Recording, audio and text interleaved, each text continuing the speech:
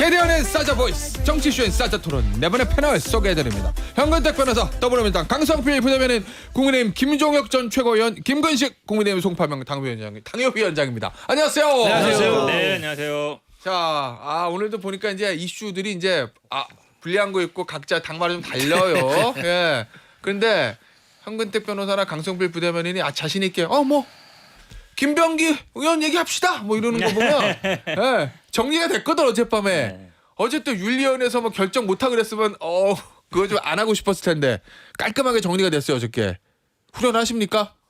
어제 김병기 아마 의원 들어보니까 아마 이제 9시간 했다는 거잖아요. 오후 2시부터 네. 11시까지. 예. 그러니까 아마 치열하게, 그러니까 한마디로 얘기하면 이제 들을 얘기 다 듣고 예. 아마 뭐 해명하고 싶은 거 다 해명했겠죠. 몇 시간 동안. 내부 노론도 치열했겠죠. 9시간 했으면 웬만한 뭐 지금 13가지 혐의라 그러는데 뭐 웬만한 얘기는 다 들었을 것 같아요. 듣고 나서 결정한 거기 때문에 어쨌든 뭐 후련해. 어제 내로 결정해야 된다는 아마 압박감이 많이 있을 것 같아요. 11시에 했다는 거니까. 윤리심판원이 예. 더 끌고 가면 당에 부담된다. 그렇죠. 자, 네. 그런데 이게 민주당 당원당규 정확히 모르겠는데 원래는 내일 최고위원회에서 의결, 그다음에 의원총회 추인, 박수 짝짝짝 그러면 이제 완전히 정리되는 거잖아요. 근데 지금 재심 청구했다는 거거든요. 네. 그러면서 어제 페이스북에 글 쓴 거 보니까 즉시 재심을 청구하겠습니다. 의혹이 사실이 될 수는 없습니다. 한 달만 기다려달라는 요청이 그렇게 어려웠습니까? 이토록 잔인한 이유가 뭡니까? 그냥 안 있겠다는 얘기인데 이건 재심 청구하고 그럼 또 늘어지는 거죠. 예. 제가 알기로는 이제 재심 청구하면 예. 2달 안에 다시 결정을 해야 되거든요. 예. 근데 뭐 2달까지 걸리겠습니까? 그리고 이제 김병기 전 원내대표가 이제 잔인하다라고 하는데 잔인하. 저는 사실 그 말씀을 좀 돌려드리고 싶어요. 예. 아니 뭐요? 본인께서 지금 당에 대해서 지금 준 피해가 예. 어마어마하잖아요. 그리고 이제 제가 자주 말씀드리지만 다른 의원도 아니고 김병기 의원이 그렇게 버티시면 의혹이 더 커지거든요. 그럼 무슨 말이에요? 그러니까 뭐 캐비넷이 있는 거 아니냐. 국정원 출신이니까. 그리고 또 이번에 의혹 중에 하나가 어쨌든 통화 녹취가 아니라 대화 녹취도 있었잖아요. 그렇기 때문에 이제 역시 국정원이다 이런 얘기들이 나오거든요. 국정원. 그렇기 때문에 저는 이제 이 김병기 전 원내대표와 관련해 가지고는 당에서 예. 저는 단호하게 대응을 해야 되고 예. 한동수 그 윤리심판원 원장이 예. 대검 감찰부장이었잖아요. 맞아요. 예, 저는 이분이 결정 내릴 거라고 저는 믿었어요. 그리고 이분이 또 결정 내리셔야지 지도부도 예. 또 편해지는 거 아니겠습니까? 그러면 단순히 강성필 부대변인 보기에는 이게 이제 공천원금 의혹이라든지 그다음에 여러 가지 개인 비리 의혹 이걸 떠나서 김병기 의원을 정리 못하면 김병기 의원이 양기부 출신답게 뭘 들고 있으니까 민주당 지도부가 끌려다니는구나 이런 인상을 줄 수도 있었다. 그런 인상이 강해진다는 거죠. 그리고 본인께서 이제 어떤 유튜브 나오셨잖아요 얼마 전에. 예. 그래서 제가 한 50분 하신 거 다 쭉 들었거든요. 근데 결론은 두 줄로 좀 요약하면 뭐요? 나는 탈당 못한다. 네, 맞아. 였거든요 사실. 근데 이제 저는 그 유튜브에서 사실 그런 얘기를 하시는 것보다 예. 본인에게 제기된 그 어떤 의혹에 대해서 조근조근 객관적으로 설명을 조금 해 주셨었어야 된다고 생각을 해요. 근데 그런 내용은 저는 별로 기억이 안 나거든요. 예. 그렇기 때문에 저는 제가 우려했던 것이 혹여 이분이 내가 이제 도의적으로는 잘못은 했지만 이걸 법적으로 따져보면 예. 내가 의원직 상실까지는 안 갈 수도 있어. 이런 걸 조금 어필하고 싶으셨던가? 근데 정치인은 도의적 책임이 더 중요한 거 아니겠습니까? 정치적 책임 중요하죠. 아니 근데 저는 어제 두 가지가 하나 좀 눈길을 끌었는데 하나는 이거. 한 달만 기다려달라는 요청이 그렇게 어려웠습니까? 왜 이렇게 잔인합니까? 이거잖아요. 한 달 기다려주면 뭐가 달라지는 건가? 왜냐면 수사가 예를 들어 한 달만 했으면 수사 종결되고 무혐의 처분 날 건데 그것도 아니잖아요. 한 달 내로 수사가 종결될 수도 없잖아 이게. 지금부터 시작해가지고. 그러면 한 달 동안 뭘 하려고 그랬길래 한 달만 기다려달라. 한 달 기다려주면 본인 입장이나 상황을 반전시킬 뭐가 있으니까 이렇게 얘기하는 거 아니에요? 한 달 그냥 하는 지나면 소린가? 사람들이 일단 그 잊어버리니까? 화제에서 벗어나잖아요. 다른 것들이 막 터져 나오니까. 예. 그럼 이게 대충 좀 조용히 지내다가 예. 유야무야 적어도 뭐 다른 걸로 넘어갈 수 있을 것이다라고 생각을 했겠죠. 근데 우리 강성필 부대변인 얘기하는 거 보니까 어떤 노래가 생각나요? 뭐요? 저는 왜 시체를 넘고 넘어 뭐 하는 얘기.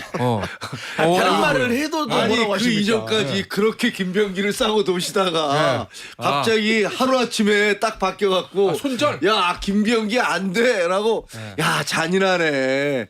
김병기 씨 뭐 잔인하다는 얘기 할 만하네. 그러니까 지금 민주당에서 버린 거죠. 근데 딱 보니까 딱 버린 카드로 쓰는 것 같은 느낌이 드는데 이게 저는 어떻게 생각했냐면. 그 마크 협상을 계속해서 윤리위에서 결정 내려지기 전에 김병기 씨가 자진 사퇴할 거라고 생각을 했어요. 뭐 대개 그런 것들이 지금까지 수순이었으니까. 근데 사퇴를 안 하고 그다음에 윤리심판원에서는 제명이라는 그런 그 결정을 내렸는데 13개 중에서 공소시효가 남은 건 2개밖에 없지만 그 2개만으로도 너는 제명이 돼야 돼. 아 징계시효, 징계시효. 예, 징계시효 얘기를 하는데 사실 그 2개라는 게 보면은 별거 아니잖아요. 그 대한항공에서부터 뭘 받았다. 예. 뭐 근데 그거 주장하기는 나만 받았냐라는 메시지를 보냈었잖아요. 다른 사람들도 다 그때 국토위 있던 사람들 다 준 건데 왜 나만 갖고 그래? 뭐 이런 거고 다른 하나도 어떻게 보면 이게 제명까지 갈 상황인가라는 생각이 드는데 예. 나머지 것들을 공소시효가 끝났어도 이걸로만으로도 제명이 가능하다는 건 예. 다른 것들에 대해서 다 혐의가 인정되고 이걸 그냥 넘어갈 수 없다는 거잖아요. 사실 이 말도 맞는 게 그 법정이 아니기 때문에 역사와 정치의 그 법정에서 시효가 어디 있어요. 그건 없잖아요. 그러니까 그것도 이해가 되지. 근데 문제는 이 반응 나온 게 바로 왜 이렇게 잔인하냐 이렇게 나왔잖아요. 아마 굉장히 기분이 나쁠 것이고 이렇게 되면 이분이 어떻게 나올지도 알 수가 없어요. 싸우다 보면 감정이 격해지면 어떤 대응으로 나올지도 알 수가 없어. 그래서 정말 점입 가경이다. 지켜봐야겠다. 그러면은 끝난 게 아니다.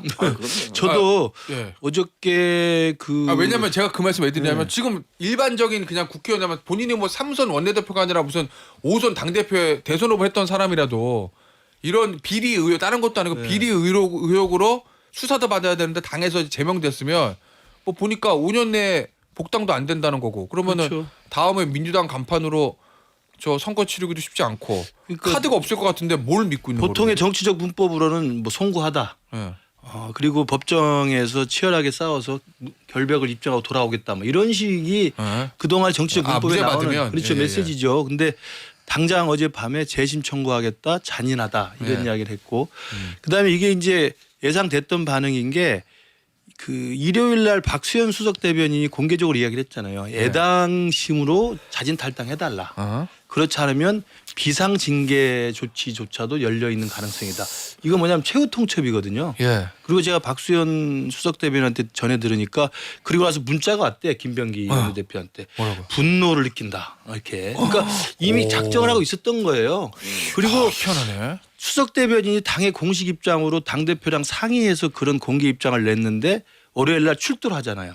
그러니까 윤리심판에 출두한다는 건 뭐냐면 탈당은 안 한다는 의미거든요. 예. 탈당한다면 그 전에 그냥 출두를 안 하고 그냥 끝내는 거거든요. 그래서 출두할 때부터 이미 이건 끝까지 가겠다는 생각을 갖고 온 거고 예. 그래서 예상치보다 기상천외한 징계 시효라는 규정을 가지고 나와서 징계 몇 년이 시효. 지났기 때문에 나를 징계 너희들은 나를 징계 못해라고 했던 예. 거고 그러나 이제 새벽에 윤리심판원에서는 제명을 즉각적으로 해버린 거니까 바로 분노를 느낀다 나온 거 아니에요. 그러니까 분노가 아니라 잔인하다. 그러니까 분노와 잔인이라는 이 두 단어가 김병기 원내대표의 지금 가슴을 지배하고 있는 거예요. 예. 저는 그래서 지금 강성필 부대변인은 손절에 이제 지시가 내려왔기 때문에 손절로 가겠지만 제가 보건대는 오도 내려왔어. 당에서는 손절을 진짜 하겠죠. 징글징글하네. 당에서 손절하고 싶은 거겠지만 이 사람의 입을 어떻게 막을 것이며 이 사람의 핸드폰을 어떻게 막을 것이며 이 사람의 자료를 어떻게 막을 거예요.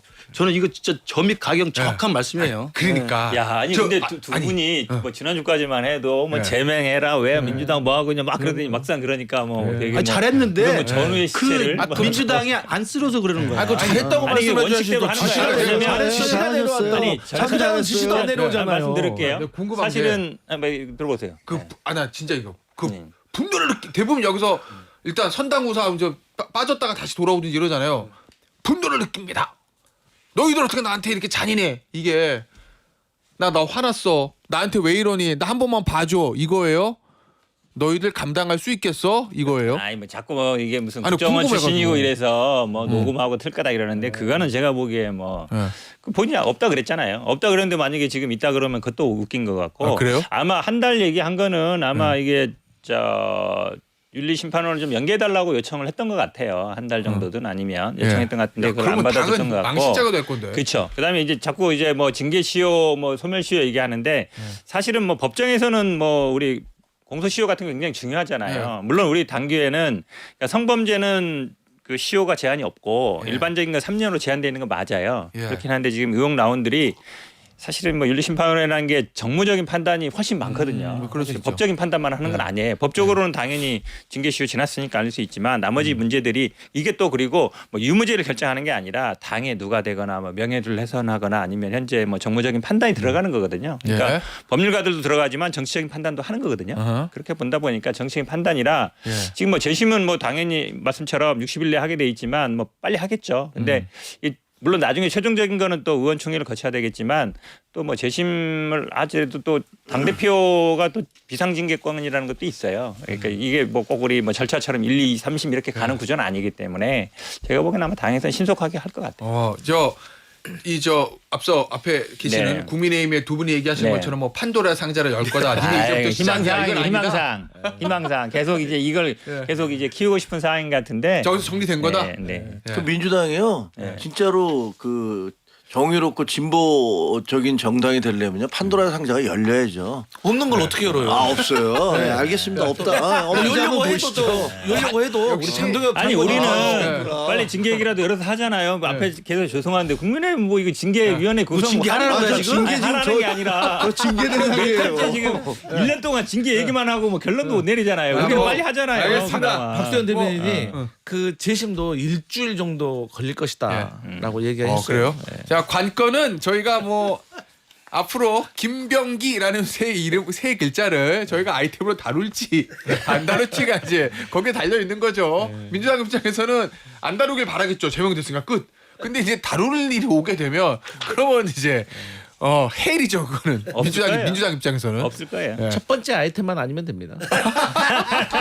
아, 중간중간 지나가 괜찮다. 한 세 번째 아이템 정도는 뭐 수사 결과가 나왔네. 이 정도는 괜찮다. 잘 됐네요. 끝내는 거죠. 알겠습니다. 뭐 미래는 알 수 없으니까 보시면 되고 오늘 이거 볼게요. 윤석열 전 대통령 결심 공판. 듣도 보도 못한 일이 지난 금요일에 있었잖아요. 지난주 금요일에 안 끝났어요. 일단은 현 변호사님.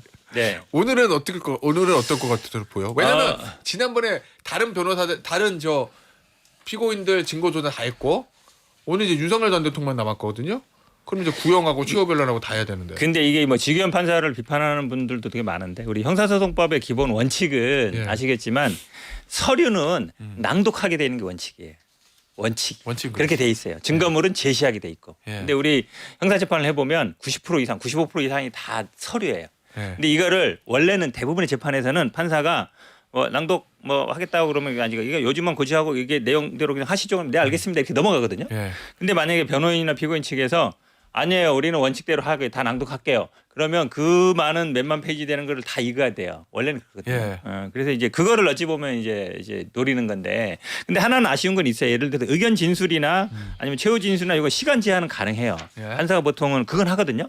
왜냐하면 뭐 하루 종일 할 수도 있는 거니까 최후 진술 같은 것도.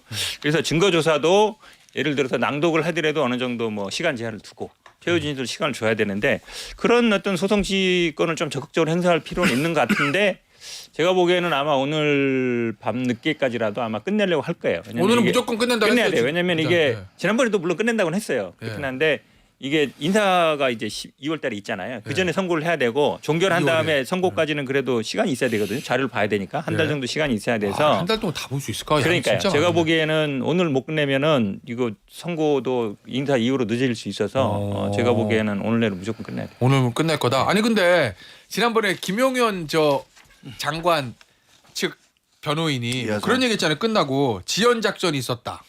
그리고 윤석열 전 대통령에게 도움이 됐을 것이다. 이런 취지로 뭐 얘기하거든요. 그 윤석열 전 대통령 변호인 페이스북 글 쓴 거 보면은 그 어제 그 재판이 늘어진 거에 대해서 굉장히 좀 만족해하는 것 같던데 이게 하루 그러니까 한길, 그러니까 영업일로 하면 이틀 늦어진 건데 이게 무슨 의미가 있길래 김용현 전 장관하고 윤석열 전 대통령은 이거를 이렇게 반기는 걸까요? 그 윤석열 전 대통령 측과 김용현 전 장관 측은 저는 이제 사람이 궁지에 몰리고 윤석열 전 대통령이나 이제 김용현 전 국방부 장관이나 이제 이 감옥 안에 있으면 사실 이제 판단력이 많이 흐려집니다. 그리고 지금의 변호인들도 사실 제대로 된 어떤 변호 활동을 하고 있는 모습으로 보여지진 않아요. 그렇기 때문에 저는 무슨 지지층에게 뭐 결집이라든가 뭐 그런 것을 조금 노리는 것 같은데 저는 그야말로 이제 무슨 의미가 있는지 저도 잘 모르겠어요. 손 결심 뭐 구형 한 2, 3일 늦어진다고 뭐. 이게 무슨 헌법재판소의 탄핵 심판 정도 되는 거였다고 하면 여론이라든지 뭐 여러 가지의 정치적인 이유가 있겠지만 지금 이제 형사재판에서 이제 뭐 선고 나오면 이제 끝나는 거잖아요. 그렇기 때문에 저는 이분들이 뭘 노리고 그런지 사실 진짜 잘 모르겠어요. 저는 예. 이게 그 김용현 측 그 변호인들이나 윤석열 측 변호인들이 피고인을 변론하기보다는 자신의 정치적 노름을 하는 거예요. 그러니까 그때 그 김용현 측 변호인도 그 긴 시간을 끌면서 하는 내용 중에 크게 나오잖아요. 이 사건은 본래 정치 재판인데 지금 재판장이 이걸 법정 사건 재판으로 몰아가고 있다 이렇게 이야기하거든요. 예. 그럼 지들도 정치 재판이라고 생각을 하는 거예요. 근데 거기까지밖에 안 되고 하나는 알고 둘을 모르는 게 정치 재판은 이런 식으로 시간을 끄는 건 정치 재판에 임하는 태도가 아닙니다. 정치 재판은 자신의 정치적 입장, 정치적 정당성을 자기 지지층한테 설명하고 선동해야 되는 거예요. 그러니까 이런 변론의 시간이 있거나 이 마지막 결심 공판이 되면 왜 계엄을 할 수밖에 없었는가에 대한 민주당 측의 원인, 의회 폭거, 입법 독주, 줄탄핵 이런 것들에 대해서 감동을 주고 심금을 울릴 만한 연설을 하는 게 낫지 정치 재판이라는 거. 우리가 학교 다닐 때 감옥 가봐서 알잖아요. 마지막 최후 변론할 때는 역사 앞에 남기는 장문의 연설을 하면 되는 거예요. 근데 이 사람들은 그게 아니라 시간을 끌거나 아니면 호칭을 가지고 시비를 걸거나 절차를 따져서 재판장하고 싸우거나 이런 멍청한 짓을 하는 거예요. 그러니까 제가 볼 때 김용현 장관 측이나 윤석열 대통령 측은 최악의 변호인을 둔 겁니다. 그리고 정치 재판을 하려면 본인들이 해야죠. 김용현이나 제가 볼 때 윤석열 전 대통령이 만약에 최후 변론을 할 텐데 최후 진술을 최후 진술을 그렇게 한다면 자신들이 정치적 목적으로 계엄을 했다고 그나마 강변이라도 가능하지. 근데 그 당사자조차도 만약에 최후 진술에서 절차를 따지거나 재판장을 따지거나 뭐 시비를 걸면 굉장히 최악의 모습이 되는 거죠. 야, 오늘 저 보니까 윤석열 전 대통령 측에서 최후 변론에 적어도 6시간 이상은 필요하다. 뭐 이게 이제 변호인의 최후 변론 그다음에 아시겠지만 윤석열 전 대통령 장타입니다. 예, 말이 막 길어요. 또 최후 진술할 거 아니에요. 본인 입장에서는 뭐 다른 재판도 남아 있지만 이 내란 재판에서는 마지막 기회니까 얼마나 말을 많이 하겠어요. 그럴 것 같아요. 예. 근데 이게 지금 보면 우리 김근식 교수가 얘기하신 대로 세 가지 정도인 것 같아요. 하나는 이 지금 변호인들은 본인들의 어떤 극단적인 정치적 신념을 시전해 보이는 게 더 큰 목적인 것 같다. 그다음에 두 번째 그런 것들을 통해서 이른바 극우 지지자들은 야 우리 변호사들 잘했어. 그리고 막 무너져가는 그런 지지 세력들 거기에다가 뭔가 좀 이렇게 묶어낼 수 있는 그런 행동들을 하는 거다라는 것들을 보여주고 세 번째 이렇게 시간을 질질 끌다 보면 현 변호사 얘기하신 대로 잘못하면은 야 이번에 결정 못하고 다음에 인사한 다음에 다시 뒤로 가야 될지도 모른다 결심 공판이 뭐 이렇게 되면 또 늘어지잖아요. 그러니까 시간 끌기 전략 등등을 다 합쳐서 하고 있는 것 같은데 실질적으로 그러면 그럴수록 국민 여론은 더 나빠지잖아요. 이게 뭐 하는 짓이냐. 그리고 저는 이번에 오늘 같은 경우는 지기현 판사가 이미 그 변호사들이 본인의 페이스북이나 이런 글들을 통해서 정상적으로 변론을 하려는 게 아니고 지연시키기 위해서 이 짓을 하고 있다. 그리고 무슨 혀가 짧아서 이게 말을 빨리 못한다는 걸 하고서 야 우리가 멋있었지 않느냐 뭐 이런 얘기하는 거 보면 목적과 의도가 분명하잖아요. 그럼 거기에 대해서 제재를 가야 된다고 생각해요. 그래서 뭐 오늘 중으로 뭐 끝날 것이라고 생각합니다. 안 끝내면 뭐 제재를 해서라도 그때 윤석열 전 대통령은 또 장시간 말씀을 하시겠죠. 또 얼마나 어떤 어록을 만들어낼지는 우리가 좀 지켜봐야 될 것 같습니다. 알겠습니다. 구형량 예상 좀 해보세요, 현 변호사. 사형 아니면 무기인데. 사용하는 무기밖에 없는데 뭐 금고는 안 한다니까. 근데 아마 이게 내부 논란이 있는 것 같은데 이제 5.18하고 많이 비교하는데 저는 물론 많은 분들이 이제 사형 구형을 원하는 것 같은데 저는 무기 구형 가능성도 높다고 봐요. 왜 그러냐면 사실은 이제 5.18 같은 경우는 그 살인이 있었거든요. 내란 목적 살인이 있었기 때문에 그것도 한두 명이 아니고 이번은 아마 계속 변명하는 것도 그게 뭐 다친 사람 없다. 여기 나올 텐데 아마 그 부분이 특검에서도 많이 고민할 것 같아요. 그 무기 구형할 것 같다. 개인적으로 네. 그렇게 봅니다. 저는 법률가가 아니라 일반 시민 시선에서 당연히 사형을 구형해야 된다고 생각하죠. 왜냐하면 반성을 안 하고 있잖아요. 통닭 찾고 있잖아요 지금. 네. 그렇기 때문에 저는 반드시 왜냐하면 또 이게 나중에 예. 또 감형될 수도 있는 것이고 예. 뭐 그래서 저는 당연히 국민 정서상 사형이라고 생각합니다. 예. 두 분은 어떻게 보세요? 무기구형할 겁니다. 왜냐하면 네. 이게 다른 나라 같은 경우는 사형 저 두 가지인데 하나는 사형이나 무기나 똑같아요. 왜냐하면 사형은 우린 집행 안 집행 안 하잖아요. 하니까. 그러니까 사실상 사형을 구형하든 무기를 구형하든 똑같은 거고 두 번째는 외국 같은 경우에는 사형이 없는 나라가 많아요. 그래서 사형 그러면 그건 중국에서나 하는 거지 그거는 무슨 독재 국가에서 하는 거지 라면서 사형 제도 자체에 거부감을 느끼는 그런 국가들도 많은데 선진국들에서는 전직 대통령에 대해서 사형 이렇게 구형을 하면 이게 뭐지라고 굉장히 충격적으로 받아들일 수도 있어요. 그러니까 국제적이나 국내적인 어떤 형의 실효 면에서나 따지고 보면 그냥 무기징역을 선고할 가능성이 크다라고 저는 봅니다. 김규식 교수의 일종의 지식인 예. 김규식 교수의 의견을 들어보겠습니다. 뭐 사형이든 무기든 뭐 검찰이 구형하는 거고 결국 판사가 다시 또 판결을 하는 거니까 예. 우리 당이나 열심히 합시다. 예. 근데 역사의 뒤안길을 보내자. 네, 그럼요. 예? 네. 손절하자. 절연하자. 뭐 이런 의미. 이미 절연했어야 되고 지금 그분의 피고인으로서의 그 입장에서 잘 대응하면 되는 거고 예. 우리 보수 중도 정당으로서 어떻게 우리 대한민국 정치에서 역할을 할지를 다시 찾아봐야죠. 예. 국민의힘의 그 역할을 어떻게 할지는 저희가 광고 듣고 2부에서 제가 자연스럽게 진행을 했나요? 예. 그래도 멘트였습니다. 예. 아니 어차피 그래서 2부에서 이제 죄송합니다. 3부에서 저 국민의힘 여론 지지율하고 당명 변경 이 얘기 좀 해보도록 하겠습니다. 아니, 물어보는 거에 답변해야 되는데 예. 물어보는 거 답변 안 하고 누가 답변? 이 얘기 좀 해보겠습니다. 앞서 2부에서 예고를 드렸는데 여론조사. 자, 제가 말씀드리는 모든 여론조사는 중앙선거 여론조사심의위원회 홈페이지에 참조하시면 되는데 한국갤럽 1월 6일에서 8일 이 대통령 지지율 전주 대비 5%포인트 상승한 60, 민주당 직전조사 대비 5%포인트 상승한 45, 국민의힘 직전조사와 동일 3주째 동일 26. 여기서 드는 궁금증 하나 1. 여건이 안 좋아요 지금 사실은. 안 좋죠. 김병기 전 원내대표, 그 다음에 강선우 의원, 또 뭐 있지? 전재수 전 장관, 뭐 하여튼 최근 한 달도 뭐가 많아서 다 기억도 안 나요. 특히 일단 김병기, 강선우 요 두 사람 최근 이름에도 불구하고 대통령 지지율은 5가 올랐고 민주당도 5%포인트가 올랐다. 이건 뭘 의미하는 거예요? 왜 그런 거예요?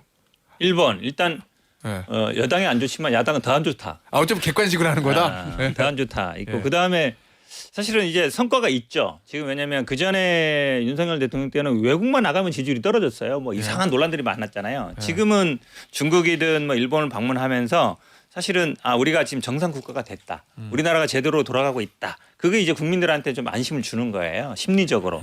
경제는 심리라 그러지만 사실은 그게 굉장히 중요합니다. 그러니까 우리 내에서 막 잘하는 것도 있지만 외국에서 봤을 때 그럼 중국 갔을 때도 일단 장관급이 나오고 또 국빈 방문하고 또 일본 갔을 때도 사실은 약간 실용적인 거거든요. 일본이 주도하던 그 CPTPP인가?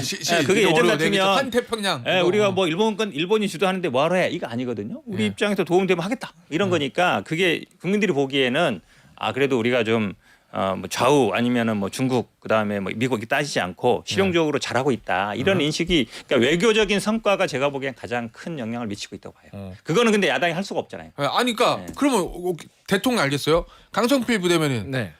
당은 그러면 당은 대통령은 그렇게 외교 성과도 있고 국정 운영하고 뭐 증시도 많이 오르니까 그렇다 치고 당은 지금 보면 지금 난리잖아요. 솔직히 안 좋잖아요. 네. 근데 오르는 이유는 뭐예요? 궁금해서 내가. 당연히 역시 국민의힘 때문에? 아니 물론 그것도 있지만 그거는 그냥 기본으로 깔고. 두 가지죠, 두 가지. 그러니까 대통령의 지지율과 연동돼서 같이 올라가는 것도 있고. 여당이니까? 예, 그다음에 이제 말씀드렸듯이 슬픈 얘기지만 어쨌든 장동혁 장군님이 계시기 때문에 저희는 이제 저희가 어려움에 빠질 때마다 이제 장동혁 장군님이 계셔서. 장군이라 불러야 되는구나. 네, 그렇습니다. 자 그러면 국민의힘은 이 뭐야? 3주째 동일하거든요. 한국갤럽 기준 26. 그럼 이 숫자가 바닥인 거예요? 바닥이 아니라 제가 보니까 26이 실링 천장이 돼버린 것 같아요. 거기 못 올라가잖아요. 아, 아무리 난리를 저랑 보는 쳐도. 시각이 다르신 거구나. 그러니까 저는 더 안 떨어졌네요 이거고 저기 더 못 올라가고 있잖아요. 근데 이게 제가 보기에는 일단 대통령의 역할이 큰 것 같아요. 예. 이재명 대통령이. 왜냐하면 역대 대통령이 그 윤석열 전 대통령 때는 저 집권 6개월 동안 저 지지율이 거의 바닥으로 떨어졌거든요. 예. 그러면서 국민들이 굉장히 실망하고 이게 도대체 뭐야? 뭔 일이 벌어지고 있는 거야? 라는 식의 얘기들이 많았어요. 근데 상대적으로 윤석열 전 대통령 때에 비해서 대통령이 좀 안정적으로 움직이는 것 같다라는 그런 느낌을 국민들이 받는 것 같아요. 근데 사실 본질은 그렇지도 않거든요. 경제는요, 주가는 계속 올라가고 있지만 일반 민생 경제는 엄청 어려워요. 물가 때문에. 예, 물가도 그렇고 공실 막 넘쳐나고 예. 그 부의 양극화 심해지고 굉장히 어렵단 말이에요. 근데 이런 부분들이 이제 대충 주가로 덮여져 있는 부분이 있고 외교는 잘하는 것 같아요. 외교는 뭐 중국이나 일본과 다 호혜 평등의 원칙에 의해서 미국과도 다 골고루 잘 지내려고 하는 것들을 잘하는 것 같고 그리고 뭐 결정적으로는 상대편 파트너인 국민의힘에서 워낙 못하니까 예. 그걸 보면서 국민들이 뭐 아유 이 사람들 문제 있네 그러는데 이쪽 보니까 얘는 더 싫어 뭐 이렇게 되는 거잖아요. 그러니까 정말 복도 많지 뭐 이런 느낌이 드는데 저희로서는 정말 뼈 아프고 가슴 아픈 얘기죠. 할 수 있는 게 당명 바꾸는 것밖에 없나?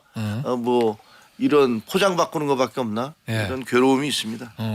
아니 포장 바꾸는 거 예. 당명 찬성하셨어요? 반대하셨어요? 저는 반대했죠. 그리고 반대라 잠깐. 그러면 또 기분 나빠니까. 김종국 없다고 최고위원도 했습니다. 반대하셨어요? 저도 반대했고 제 주변에 있는 사람도 찬성했다는 사람을 네. 못 봤는데 근데 이게 수치도 반대가 적은 여론이 아니에요. 예. 그러니까 68% 찬성이라고 발표했으니까 3명 중에 1명은 반대했다는 거잖아요. 그러니까 답변한 사람 중에서. 그리고 답변 응답률이 20몇 프로, 25% 정도 나왔거든요. 예. 그러니까 사실은 4명 중에 1명은 책임당원이어서 투표를 안 한 거예요.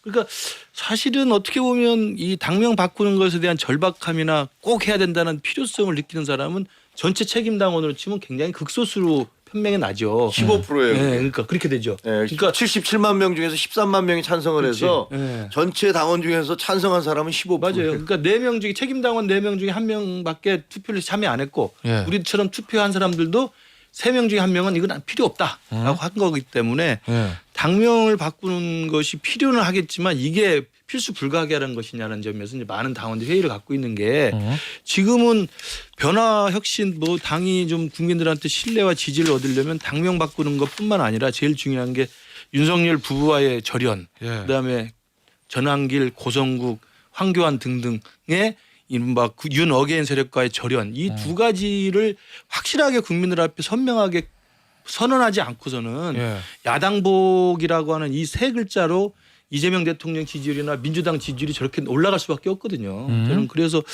우리 당의 지금 미래가 장동혁 대표가 뭐 나름대로 자기 디자인을 가지고 하겠지만 많은 적지 않은 국민들과 지금 많은 당원들은 지금 불안과 지금 그 참담한 상황에서 지켜보고 있는 거죠. 두 분은 확실히 반장은 맞네요 보니까. 지난번에는 뭐 친장이니 뭐 그러더라고요. 아니 진짜 그러네.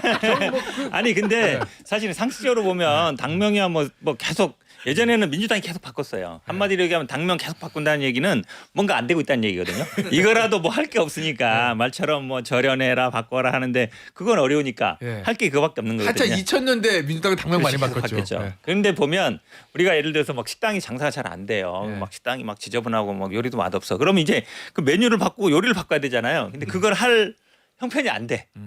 뭐 돈도 없든지 아니면 요리사가 없든지 뭐 재료가 없든지 그러니까 이제 간판이라도 바꾸는 거 아니에요. 이름이라도. 근데 그것도 처음 한두 번은 좀 효과가 있어요. 그래도 뭐 이렇게 신장 개업처럼 보면은 원래 뭐 개업발이라는 게 있잖아요. 근데 하도 여러 번 하다 보니까 이 사실은 여러 번 바꿨잖아요. 물론 뭐 된 적도 있고 안 된 적도 있지만 당내에서도 그럴 거예요. 이거 뭐 간판가리만 해서 되겠냐. 어제 이제 메뉴를 포대가리뿐이라고. 바꿔야지. 그러니까 그 말이죠. 간판가리나 포대가리나. 예. 제가 보기에는 근데 뭐라고 지을지 사람들이 궁금해하거든요. 또. 그러니까 왜냐면 쓸 수 있는 이름 단어가 별로 없는 거 이미 같아요. 다 등록 많이 돼 있고. 예. 근데 뭐 대부분 사람들이 아마 자유는 들어갈 것 같다는 얘기하는 것 같아요. 자유 뒤에 뭘 붙일 거냐? 예. 뭐 공화 아니 뭐 민주는 이미 다 있고 자유 뭐 그 자유공화당? 자유 내란당은 할 수 없고 예. 뭐라고 할지 참 궁금해요. 근데 자유라는 말은 쓰면 안 될 것 같아요. 왜요? 왜요? 왜냐면 지금 윤석열 부부하고 절연을 하려고 하는 의도도 있잖아요. 예. 근데 윤석열 전 대통령 취임 후 1년간의 연설문을 분석을 해보면 가장 많이 쓴 단어가 자유. 경제예요. 이게 557번. 7회 국민이 532번 그리고 세 번째가 자유가 509번이거든요. 예. 원래 대통령이 경제하고 국민은 많이 써요. 하지만 자유는 잘 안 쓰는 건데 윤석열 전 대통령은 유독히 자유를 좋아했어요. 맞아. 그런데 자유를 또 쓴다? 예. 그러면은 윤석열 전 대통령과 또 이어지는 어떤 공감대가 있기 때문에 예. 저는 자유라는 단어는 좀 빼셔라. 자유국민당 하면 되겠네. 자유국민당. 아, 빼야 된다니까. 자유한국당 있었잖아요. 자유한국당. 자유한국당 때 결과가 안 자유자 좋았죠. 쓰기가 좀 부담스러운 게 왜냐하면 이제 자통당도 있잖아요. 자유통일당. 네, 자유통일당이 있어요. 그리고 그쪽에서 이른바 그 강성 윤호개인 세력이 계속 얘기하는 게 자유잖아요. 자유대학도 있고 젊은 친구들 모아서 하는 것도 있고 매일 자유 한단 말이에요. 그러니까 이게 자유라는 걸 쓰면은 어떻게 보면 자유라는 이 좋은 단어가 보수의 어떤 상징 같은 단어가 이렇게 오염이 돼버렸나라는 생각이 들 정도로 뭐 마음이 씁쓸하기는 해요. SBS 들어온 입구에 자유민주당도 있어요 또.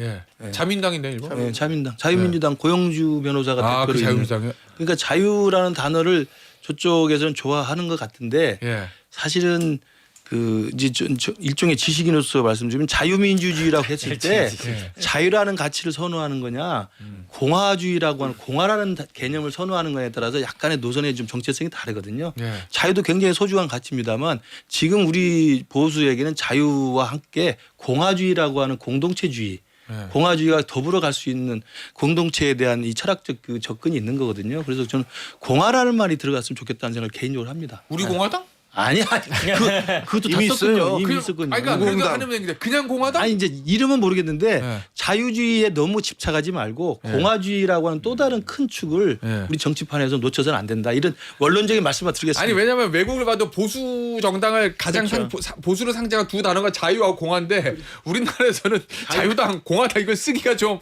애매해져서 사실은 예? 쓸 수가 없는 단어가지고. 보수 이미지가 엄청 안 좋아지면 예. 이제 자유 공화 이런 말 쓰기가 불편하니까 뭐 독일 같은 경우는 기독이란 말을 갖다 붙이고 아 기독. 예. 네. 근데 뭐 아니 개인적으로는 이름 바꾸는 건 상관없는데 색깔은 좀 바꿨으면 좋겠어요. 제발. 어디 행사장 가면은 아니 다 빨갛게 해놔가지고 예. 빨간 게 물론 뭐 색깔이 나쁜 색깔은 아닌데 예. 전체로 이게 사실은 그래요? 색깔이라는 게 좀 저는 약간 모르겠어요. 옛날부터 빨간색에 대한 좀 거부감이 있었는지 모르겠는데 온통 빨간색으로 해놓으니까 조금 그래요? 거부감이 있어요. 그래서 색깔은 좀 바꿨으면 좋겠어요. 개인적으로. 하여튼 뭐 궁금은 합니다. 왜 쓸 수 있는 단어가 많지가 않아. 민주당은 그냥 민주고 쭉 쓰고 그 앞에다 형용사 하나만 하여튼 뭐 그렇죠. 명사 하나만 네. 붙이면 되는데 저 보수 진영은 그게 안 돼서 그냥 보수당 하지 뭐. 아 저희도 보수가 그러니까 보수. 더불어민주당의 더불어가 네. 이제 어떤 함께. 이념 가치라는 것보다 조금 중도적이고 예, 예, 예. 함께 가는 그 말랑말랑한 예. 이미지잖아요. 예. 민주는 원래 저희의 예. 가치였기 때문에 그러니까 이 국민의힘도 이제 중도로 좀 확장을 하려면 어떤 너무 보수 색채가 드러난 단어 말고 뭐, 좀 뭐 중도적으로 하나 주세요. 자유는 하지 말아라. 아 그래요. 예. 아니 그리고 지금은 당명 바꾸는 것도 저 장동욱 대표의 쇄신안 중에 하나 나온 건데 그 평가를 좀 그래도 좀 들어봐야 되겠죠 두 분한테. 왜냐하면 쇄신안 나오고 나서도 여론조사 수치는 별 변동이 없거든요. 아니, 이게 이유는 쇄신안을 뭐라고 보세요? 그냥 계엄에 대해서 사과를 하는 걸 이제 모두에 넣고 예. 그거 근데 뭐 본인이 그 계엄 해제 표결에 참여했던 18명 중에 한 명이니까 그걸 한 거고 예. 그 다음은 그 지금 진행되고 있는 이른바 내란 혐의의 윤석열 대통령 재판에 대해서는 역사에 맡기겠다고 하잖아요.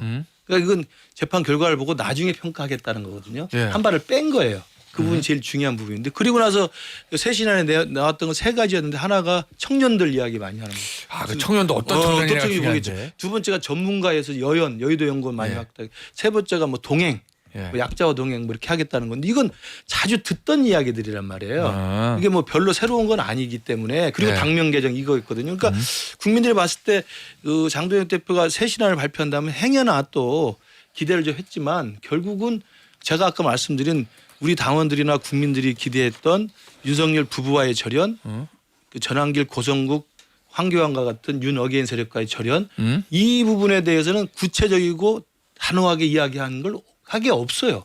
그러다 보니까 이게 그냥 포대가리 이야기가 나오는 거죠.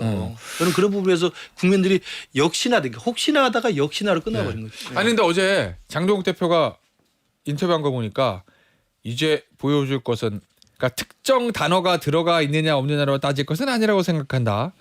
이제 보여줄 것은 앞으로 당을 쇄신하거나 당을 이끌어가면서 제가 행동으로 결과로 보여줘야 한다고 생각한다. 이 얘긴데. 아니 그러니까 본인이 계속 뭐 저는 계획이 있습니다라고 얘기를 네. 했잖아요. 몇 달 전부터. 네. 무슨 계획이 있었던 거예요? 그러니까 그 계획대로 지금 되는 게 뭐가 있어요? 그러니까 정치는 결과로서 얘기해야 되고 그리고 여론조사 국민의 흐름 뭐 이런 것들이 다 지금 현재 우리의 주소를 보여주고 있는 거잖아요. 근데 예. 지금 뭐 당쇄신안 발표하고 이런 것들을 보면 인적 쇄신을 전혀 하지 않는 상태에서 그러니까 쉽게 얘기하면 다 그 몸이 중병이 들어가고 있는데 거기다 반창고 붙이면서 반창고 붙여서 내가 낫겠다라고 얘기하는 거하고 별로 다를 바가 없는 것 같아요.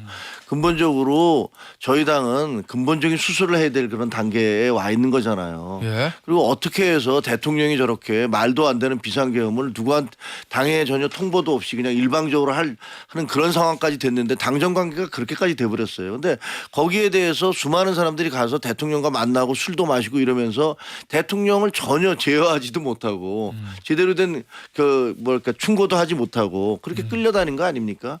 그러니까 이게 왜 이런 일이 벌어졌는지 이걸 막으려면 어떻게 해야 되는지 그리고 자유민주주의 공화국을 수호하기 위해서는 보수가 어떻게 해야 되는지에 대한 얘기가 하나도 없잖아요. 그냥 정적 죽이기에만 지금 몰두하고 있는 거 아니에요. 그러면서 무슨 당명을 바꿔봤자 무슨 의미가 있겠습니까?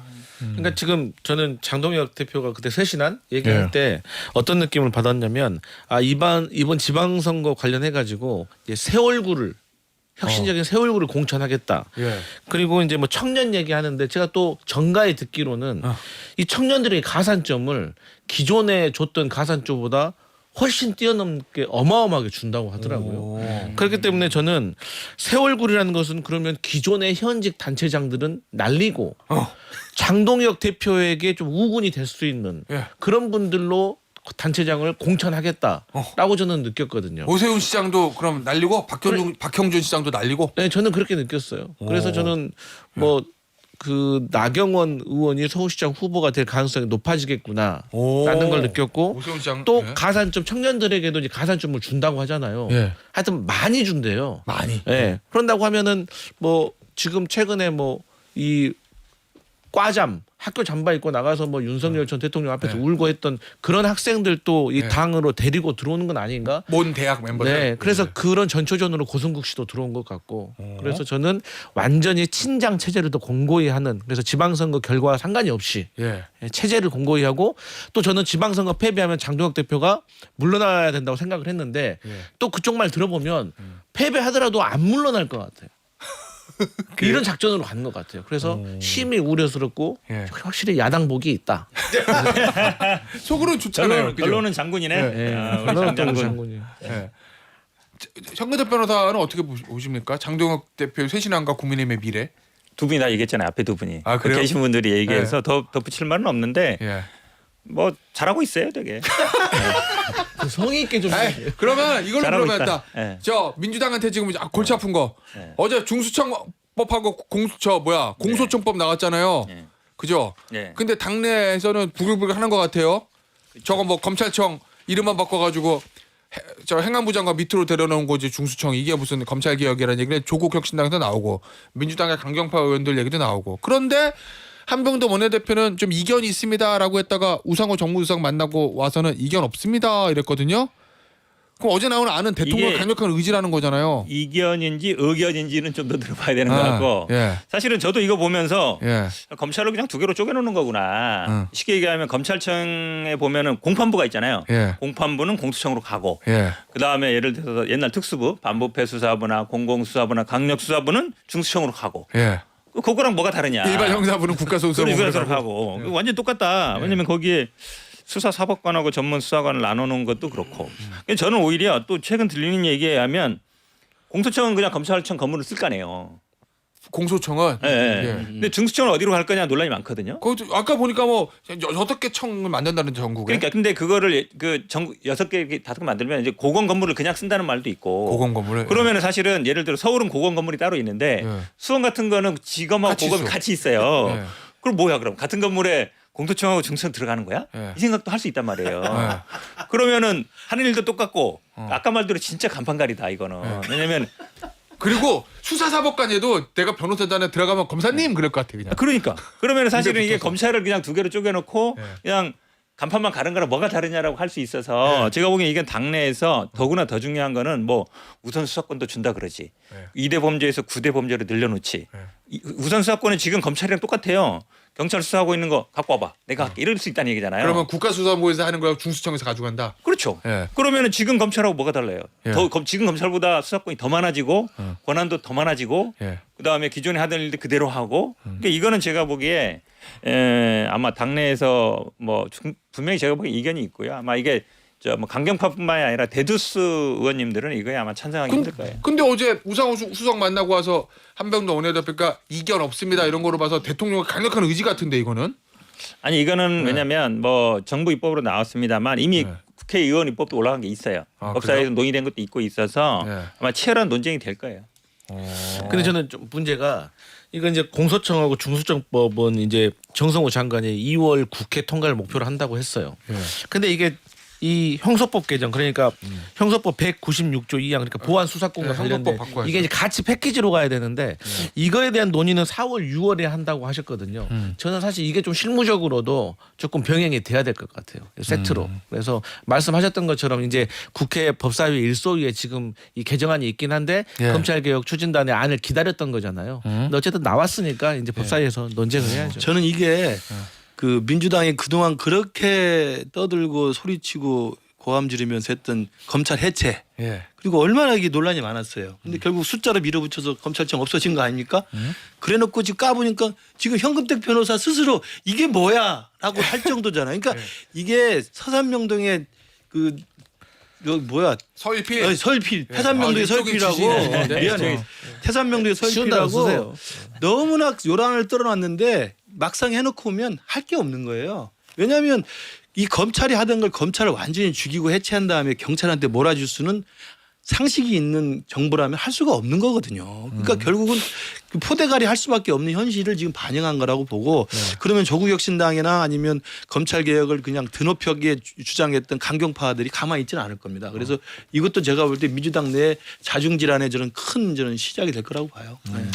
알겠습니다. 예. 법이 그 민주당이 만들어 놓은 법 중에서 지금 국민을 굉장히 힘들게 하는 법 많아요. 임대차 3법 만들어 놔갖고 지금도 그 굉장히 여러 가지 논란이 있고 그다음에 무슨 비정규직보호법 만든다고 그래서 2년마다 그 사람들 바꾸게 해갖고 사실은 그게 그 비정규직들에게 가장 큰 고통을 주는 법 중에 하나가 돼버렸어요. 지금 그 검찰청법도 마찬가지인데 이거 잘못하면은 지난번에 해양경찰청 없앴다가 다시 예. 만드는 것처럼 그렇게 갈 수도 있어서 좀 신중하시기를 바랍니다. 우리는 민주당이에요. 민주라는 거는 사실 의견이 있으면 토론하고 맞춰가는 되는 겁니다. 얼마나 민주적이에요. 결과가 어떻게 되는지 보겠습니다. 예. 자, 사저트로 오늘 여기서 마무리하도록 하겠습니다. 네 분과 함께했습니다. 감사합니다. 감사합니다.